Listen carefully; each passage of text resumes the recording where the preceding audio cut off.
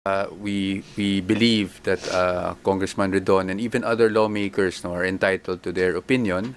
Sa atin, ang pananaw lang naman po natin is wala naman po kasing sapat na ultimate facts na nailagay doon sa o nalahad doon sa mga impeachment complaints.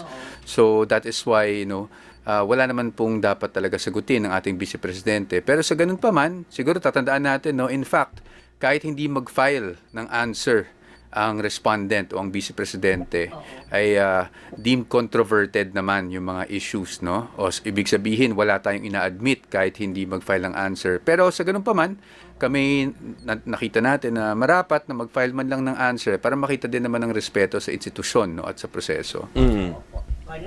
Siguro gawin na lang nating two main points. Okay. Yung unang point is really on the constitutionality ng proceedings. Alright. Ang sinasabi po natin doon ay sa aming pananaw, nagkaroon ng ibang standards or double standards, ika nga, doon sa naging pagsusuri sa sufficiency in form and substance pagdating dun sa mga impeachment complaints na naihain laban sa ating Pangulo. Kung ikukumpara mo doon sa naging pagsusuri naman doon sa impeachment complaints na inihain laban sa Vice Presidente.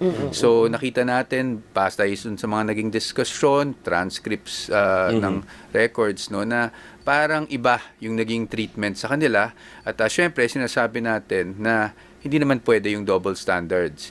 I just wanted to clarify, yung standards po kasi nasa committee yan, It's within the discretion of the committee. Pero ang sinasabi natin dito ay wala tayong sinasabing mali yung standards. Ang sinasabi po natin ay hindi pwedeng iba ang standards pag parehong nasa equal footing, yung dalawang opisyal na ini-impeach. Ano po ba yung... Again, I won't go into the very minute yes, details, opo. but maybe siguro ang isang example na lang po, pagdating po dun sa mga naging diskusyon sa impeachment complaints laban sa ating Pangulo, may mga naging mga discussions on wala namang batayan kasi wala pa namang final decision from a court. For example, yung sa GAA or yung alleged kidnapping ni PRRD.